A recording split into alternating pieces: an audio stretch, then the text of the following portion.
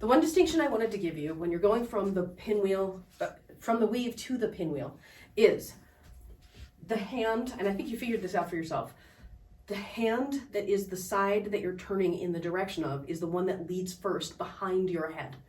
And if you look at it, like if I'm in my overhand weave and I turn to my right, so I'm going to turn toward the camera, which means you would be turning away from me if you did the same thing. When my left hand is on top, my right hand is on the bottom, but it's crossed to the far side of the body.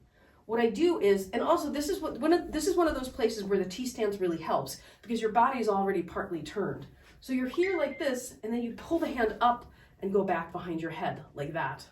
So the full move is when the left is on top, pull the right one back all the way, and then the left comes here. Or if you're going the other way, stand in the opposite T-stance with the left foot in the back. Then when the right hand is on top and your left hand is underneath, you pull the left hand back while the right hand follows.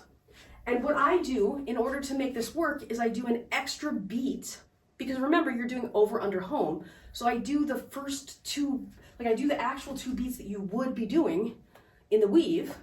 It's just that when the underbeat is happening, the other hand is up top.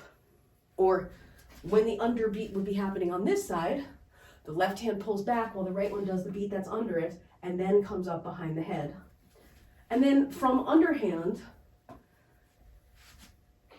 I do it the opposite way. So I bring, if I'm turning to the left like I just did, my left hand comes to the front of my head while the right hand goes behind my head. And if I'm turning to the right, my right hand will come to front, then my left will go up. So from overhand, the hand that is the direction you're turning goes behind the head first. From underhand, the opposite hand goes behind the head first. And then the other thing is, once you have each of the 8 transitions, you can do a couple of different sequences that will really help you nail them in your muscle memory. Like this to this, to this, to this really fast, and then this to this, to this, to this. Then all 3 of them, this to this, to this, to this, or this to this, to this, to this, where I'm skipping the pinwheel on one side but not the other. Or you could do this to this, to this, to this, to this. And then of course you could do all of them the other way, where you're in your overhand and then you turn here to here, right here to here, and then from clockwise to underhand, clockwise to underhand, and then you could do across them.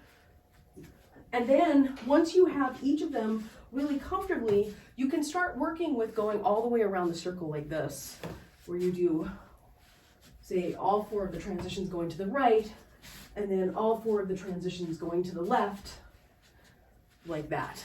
But that's the quick breakdown. The variation on the fountain, where you're doing weave, like if this is your traditional weave to weave fountain, where you do weave to pinwheel to weave. So overhand to underhand to, in this case, counterclockwise, or overhand to underhand to clockwise, to overhand to underhand to clockwise. And then what you can start doing is adding that height differential that really can give you more dynamism to it.